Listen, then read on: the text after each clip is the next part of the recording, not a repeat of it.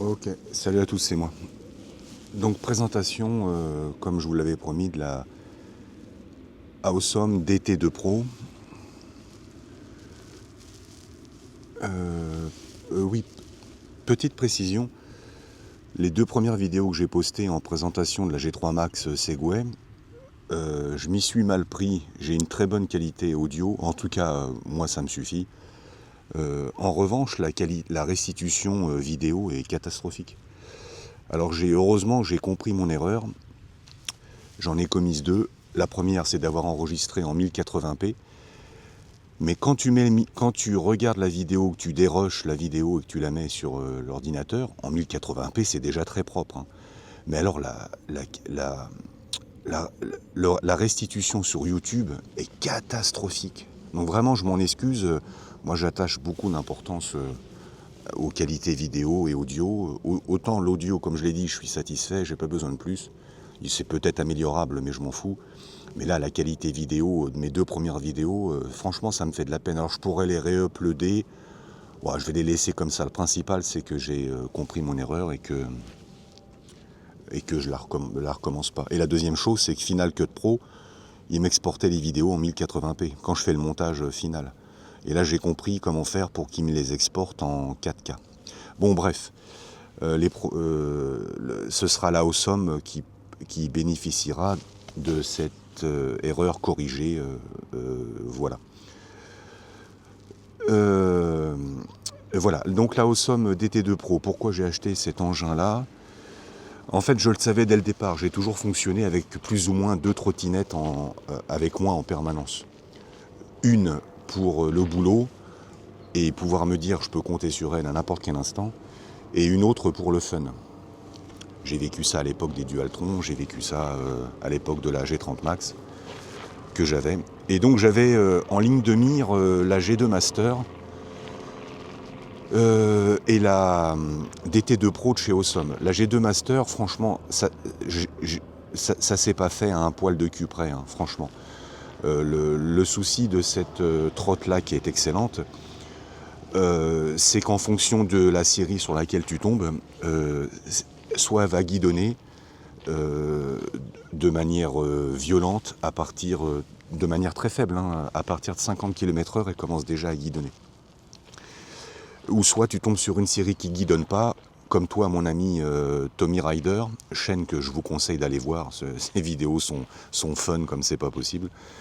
Et donc quand tu as de la chance et que comme lui tu tombes sur une série qui pose aucun problème, et ben ma foi, tant mieux pour toi, c'est une excellente trotte. Mais j'étais pas tranquille, quoi. Il y a des mecs qui la... Et ça, tu peux le savoir qu'en la sortant du carton. Une fois qu'elle est sortie du carton, que tu vas faire ton premier ride, si elle guidonne, t'es mort. Alors tu vas me dire, oui, il existe des vidéos qui corrigent ça. Tu dois resserrer la vis BTR à l'intérieur du guidon. Sauf qu'au bout d'un moment donné, ça revient, ça recommence. Donc c'est pas viable. Par contre, celle qui guidonne dans aucune vidéo, c'était bien elle, une bête de guerre. Alors Awesome, pour te faire les présentations, ils font déjà des trottes que tu peux aller voir sur Tommy Rider, des trottes monomoteurs qui sont déjà excellentes. Et leur bimoteur, la Awesome L, merde, comment elle s'appelle? L, j'ai oublié. Et tu as la D2 Pro tout en haut. Non pas qu'elle soit forcément plus puissante que les autres. Chez Awesome, tu as la F1 aussi, qui est plus puissante. Mais c'est au niveau de la batterie où j'ai flashé dessus. C'est une 23,4 milliampères ou ampères, je sais pas comment on dit. Moi, j'y connais rien là-dedans. Et ça te permet des rides que j'ai déjà fait, mais à l'époque, j'avais pas la caméra. Des rides monstrueux de 55, 60 km. C'est pas commun quand même, hein, je vais dire, c'est pas commun. Donc présentation, c'est une bimoteur. Donc tu as 1100 watts à l'arrière, 1100 watts à l'avant, frein hydraulique Zoom. Je connaissais pas le monde des freins hydrauliques, c'est absolument magnifique, même si comme ici c'est de l'entrée de gamme. Ça me change beaucoup des disques de la G3 Max. En en mode crête. Les 2100 watts montent à 2000 watts chacun, donc ça te fait une trotte de 4000 watts. Donc je peux te garantir que ça grimpe aux arbres comme un macaque. Au niveau puissance, c'est vraiment le premier jour où je l'ai reçu, oh là là, j'y suis allé mollo parce que même avec la Dualtron, j'avais pas eu un truc aussi puissant. Donc ça marche vraiment très bien. Ça marche vraiment très très bien. Pour la petite histoire, les premiers rides que j'ai pas filmés, j'étais un peu inquiet parce que j'arrivais pas à la tenir droite. Et ça, dans les essais YouTube, il n'y en a qu'un seul qui en avait parlé. C'est dû à la dimension de ces pneus. Pas à la dimension, au dessin de ces pneus. Tu as une espèce de bande de roulement centrale, parce que c'est des pneus semi-off-road, on va dire. Bon, j'y crois pas trop, mais bon, moi je fais jamais de off-road, mais on va dire que c'est des pneus semi-off-road. Et tu as une espèce de petite bande de roulement centrale sur le pneu, qui fait que la trotte, il fallait que tu la corriges à chaque fois, quoi. À gauche, à droite, elle partait à gauche, elle partait à droite. Je répète, c'est pas un problème de guidonnage. Elle a aucun guidonnage. Vous verrez dans les vidéos que je vais poster plus tard. Enfin, je les ai déjà faites, mais vous les verrez après celle-là. Elle a aucun guidonnage. Aucun guidonnage à quasiment 70 km/h, quoi. Non, c'est magnifique. C'était par rapport au dessin des pneus, ce qui fait qu'elle voulait partir à gauche, elle voulait partir à droite. Le seul moyen de régler ce problème, tu sais, c'était quoi? C'est de mettre gâchette plein gaz, où là, tu as une espèce de... C'est pas la force centrifuge, l'inertie de la trotte en bimoteur qui fait qu'elle file tout droit, elle va accélérer tout droit. Là, elle devenait stable. Mais dès que tu ralentissais, tu roulais à 15-20 à l'heure, elle se barrait à gauche, elle se barrait à droite. Bon. Je tiens à te rassurer, ce phénomène a disparu. Est-ce que c'est parce qu'il fallait un certain temps pour user les pneus? C'est peut-être ça, je ne sais pas. Mais en tout cas, ce phénomène a complètement disparu. Elle est posée comme le marbre par terre. C'est absolument magnifique à voir. Comme tu peux le voir, tu as 2 ports de charge. Je vais peut-être venir sur les inconvénients, mais après. Pour l'instant, on va dire ses qualités. Donc les qualités, c'est l'autonomie, bien évidemment. La construction générale, pour te faire un petit topo, au Somme, c'est pas un constructeur, comme Segway, comme comment il s'appelle, Mini Motors, de Dualtron, puis j'en oublie sûrement d'autres. C'est une espèce d'assembleur, en fait. C'est un assembleur, aujourd'hui elle s'appelle Awesome, demain elle s'appellera Dark Vador, tu vois ce que je veux dire? Il n'y a pas une usine Awesome qui existe. C'est une usine qui fabrique, je sais pas moi, il y a une partie de l'usine où elle fait des Awesome, il y a une autre partie de l'usine où elle fait des G2 Master, de Kukurine, mais Kukurine c'est pareil, il n'y a pas une usine Kukurine. Bon, donc en tant que trotte chinoise, je m'en méfie quand même un petit peu. On est clairement pas sur l'esprit Apple des Segway, où tout est bien fini, tout est bien ajusté, tout ça. Mais franchement, je pense qu'on est sur une des moins pires. Et encore, enfin c'est un peu excessif ce que je dis. Mais en termes de construction, il y a déjà des mecs qui l'ont dépouillé au niveau du deck. Ça a l'air, c'est super bien rangé, t'as une bande d'isolation, t'as du silicone, t'as de la colle. Franchement, t'as des... Derrière là, bon je vais pas me baisser, t'as des espèces de... On voit qu'il y a du silicone qui a été injecté dans les trous. Bon, il y a des vidéos de mecs qui roulent sous la pluie, moi je testerai pas, mais il y a une vidéo d'un mec qui la passe au Karcher en mettant le bout du pistolet ici, comme ça, il veut pour bien la rincer.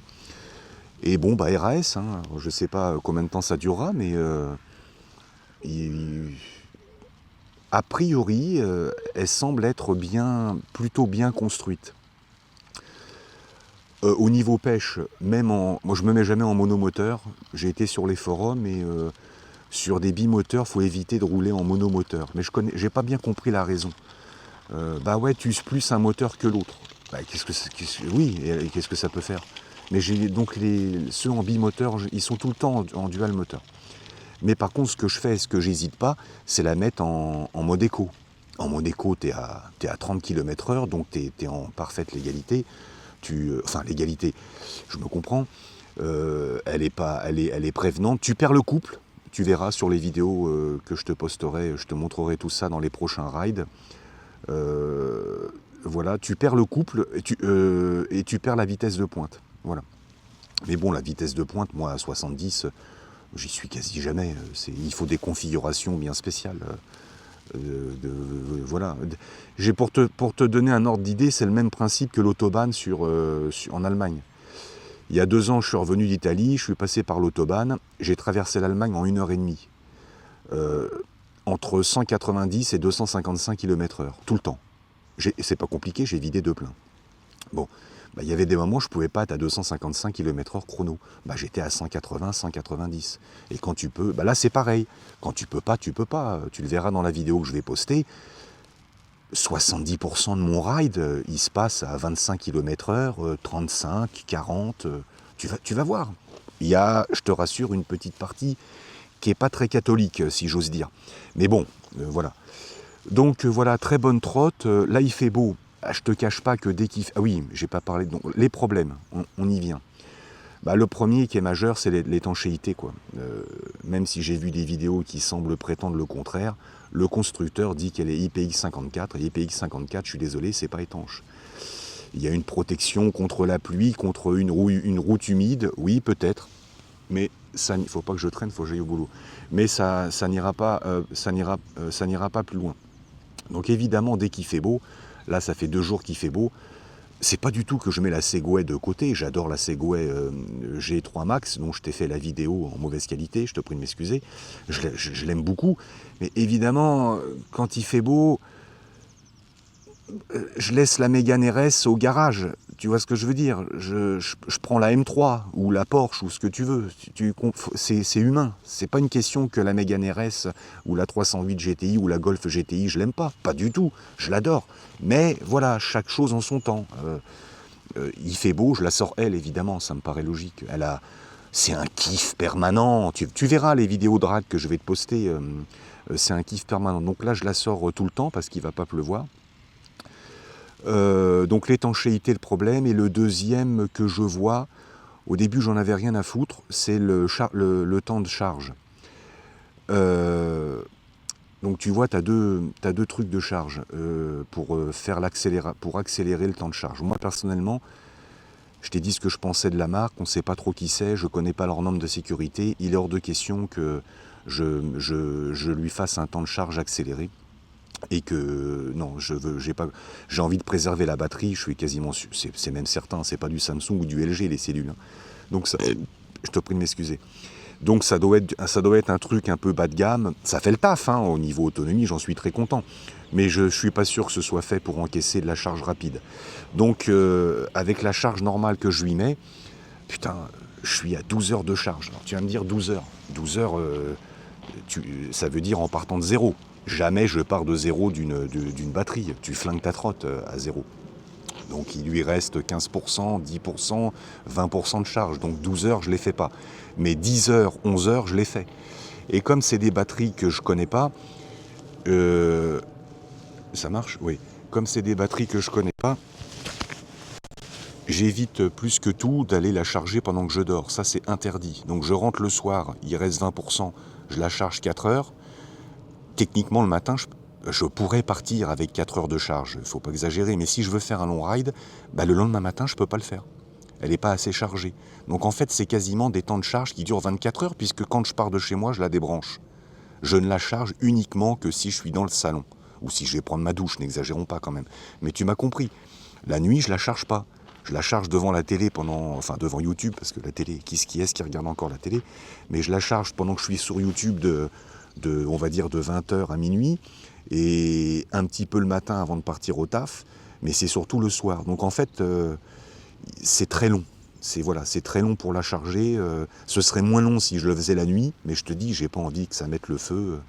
Il n'y a aucune raison, oui, je sais, je psychote un peu, mais ma parole, tu mets la main sur le boîtier, le transformateur, elle l'a pas en interne, hein, comme la Segway. Je te jure, il est bouillant, quoi. Il est bouillant. Hein. Il est bouillant.